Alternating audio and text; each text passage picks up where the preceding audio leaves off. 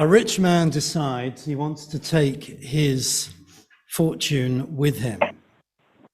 He invites his doctor, his pastor, and his lawyer to join him at his deathbed.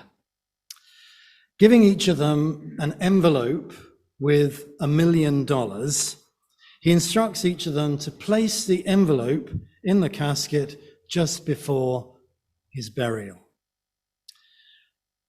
After the funeral, all three are talking at the reception, and the doctor admits that he get back $100,000 out of the $1 million to help with some vital medical research.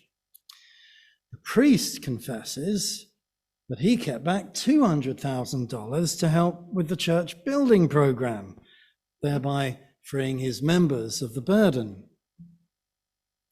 The lawyer chastises them both, proudly proclaiming that he put in the entire amount by check.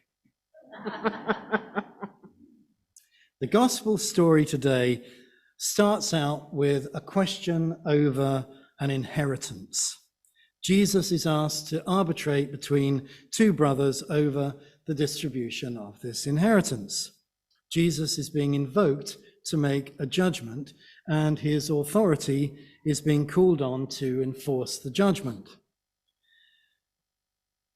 But Jesus rejects this role and this use of his name and authority. That's not his place. That's not what he's here for, to make judgments and demand that they be adhered to. That would change nothing. Instead, he addresses the real issue about what the inherited wealth actually signifies for the person who is called on Jesus. Be on your guard against all kinds of greed. Your life does not consist in the abundance of possessions. You are more than that, he tells him. And he tells the story of the rich fool who wants to build bigger and bigger barns to store all his abundance. And this storage of abundance means for him rest and security for the future. He says to himself, now you can kick back, put your feet up, relax, eat, drink, be merry. For the future looks bright. The future is friendly. It is secure. Only problem is, there is no future. That very night he dies, and then Jesus asks, who will all his abundance belong to? The obvious answer is it will be inherited by others, perhaps his children, if he has any. The story began with someone asking Jesus about an inheritance, and it ends up with the creation of an inheritance that asks questions about the meaning of abundance and wealth, and more than this, about what life really consists of. At the end of the story, there is a feeling, I think, of futility and emptiness. In the words of Peggy Lee, is that all there is? The story is a reminder to be asking ourselves, what is most important in life? What is the one thing necessary that Jesus was talking to Martha about in the story of Martha and Mary 2 weeks ago? What really matters and makes us who we are, giving us a sense of identity and meaning? If life does not consist in the abundance of possessions, the obvious question is, in what does our life consist? What makes us who we are? What gives our life definition and meaning? The story Jesus tells appears to be a very simple story with a very clear point. You can't take it with you. Therefore, our lives have got to be more than our material wealth, more than all the stuff we accumulate. and I am as good at accumulating stuff as anyone. Ask Christine. Come and take a look at my record collection or all my books. It's obvious, really, and yet it seems easy to forget. Every time we've ever felt aggrieved that we've lost out monetarily in an inheritance, or to the taxman, or because we just missed a great deal, or made a poor financial decision, or lost our wallet with our cash card in it, or crashed the car, so much to pay for a small dent. Though I'm told that most cars go just as well with small dents as those without.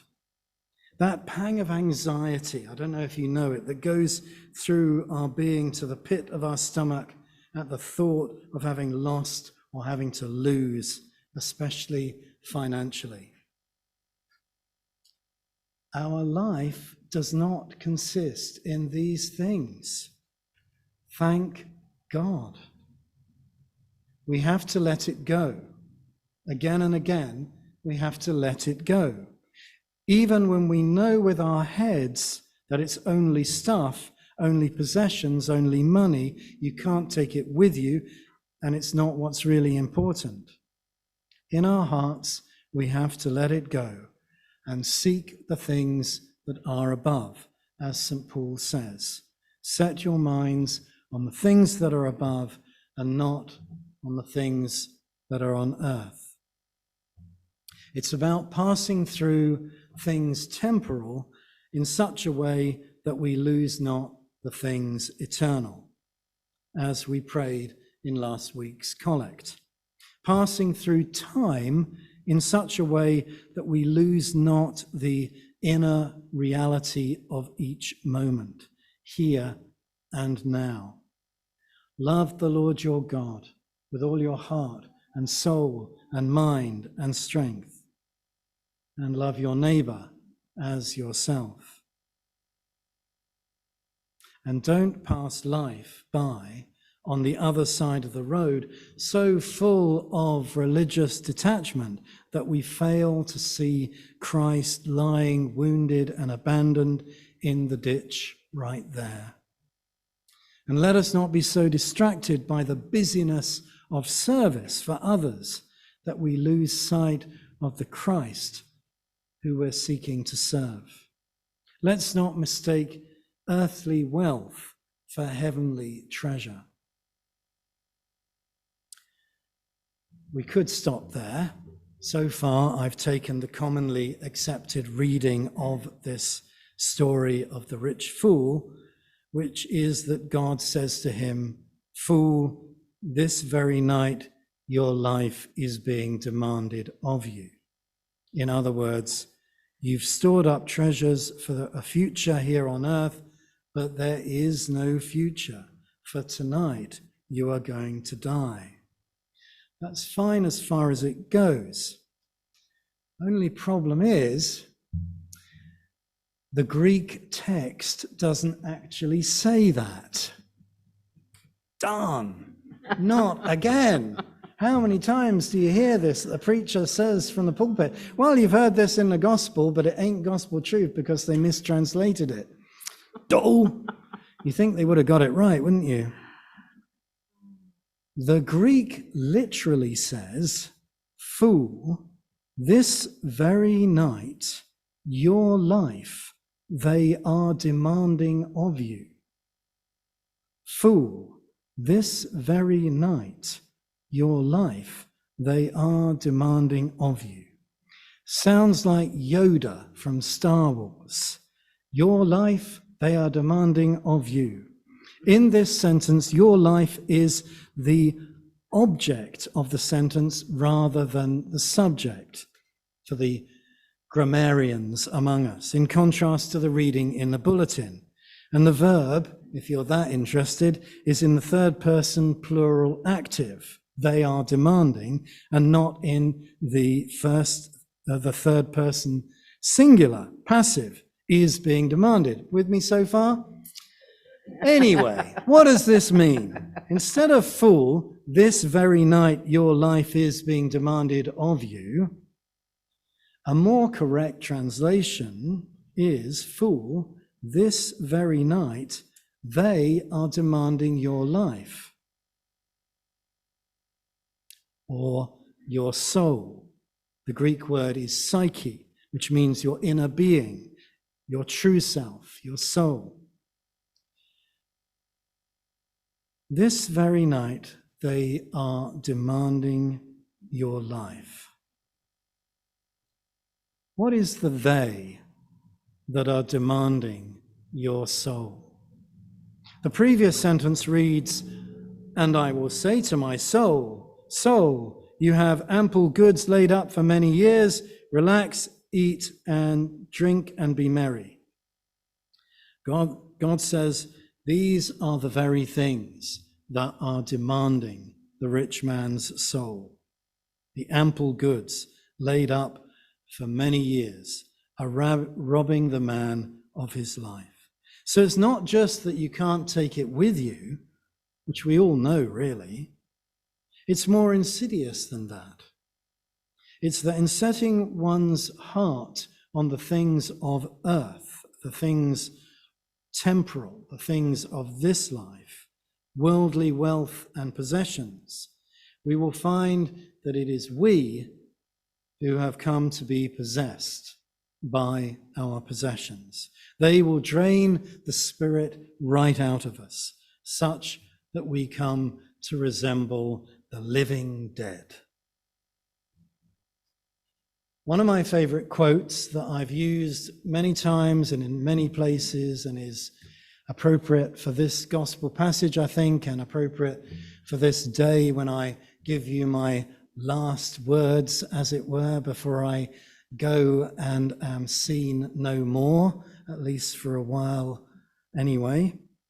These words come from Henry David Thoreau, from his book Walden, which was an extended journal or meditation on the year he spent living rough at Walden Pond in Massachusetts. And they were quoted to great effect in that movie, which is one of my favorite movies that came out about 30 years ago, called Dead Poets Society, starring Robin Williams of blessed memory, a great Anglican himself, God rest his soul. And this is a quote, as I say, I heard it 30 years ago, so I was still quite a young man then, and it really kind of haunted me and has cast a light, if you like, on the life that has followed. And the quote is this: "I went to the woods because I wished to live deliberately, to front only the essential facts of life, and see if I could not learn what it had to teach, and not, when I came to die, discover that I had not lived." Those are the words that really haunted me. The idea of coming to the end of your life and finding that actually you'd somehow missed out on life, that life had passed you by, or you had passed life by. There is a sense here of rediscovering the basics of life, and so discovering life itself stripped of all the distractions and attachments that obscure and detract from life itself.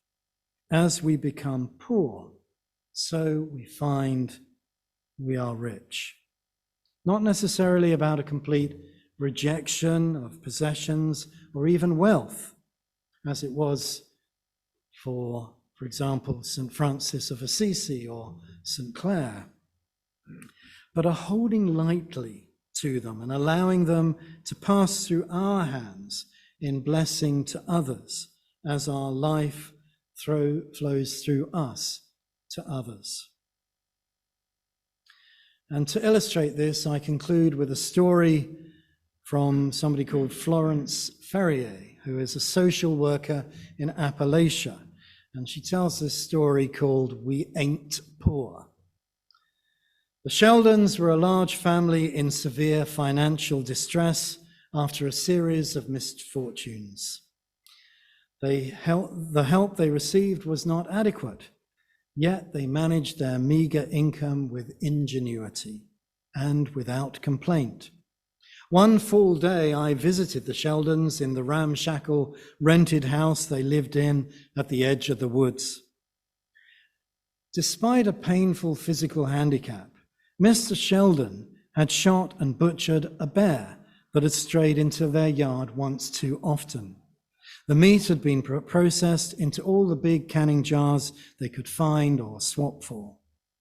There would be meat in their diet during the worst of the winter when their fuel costs were high.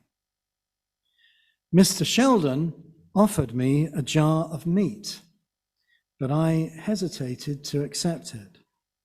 But the giver met my unspoken resistance firmly. Now you just have to take this. We want you to have it. We don't have much, that's a fact. But we ain't poor. I couldn't resist asking, what's the difference? His answer proved unforgettable. When you can give something away, even when you don't have much, then you ain't poor. When you don't feel easy giving something away, even if you've got more than you need, then you're poor, whether you know it or not.